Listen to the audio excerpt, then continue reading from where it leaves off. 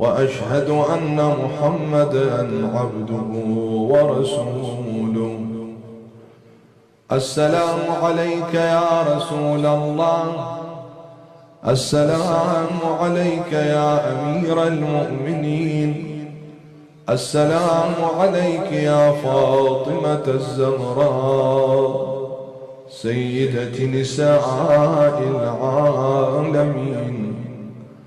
السلام على الحسن والحسين سيدي شباب أهل الجنة.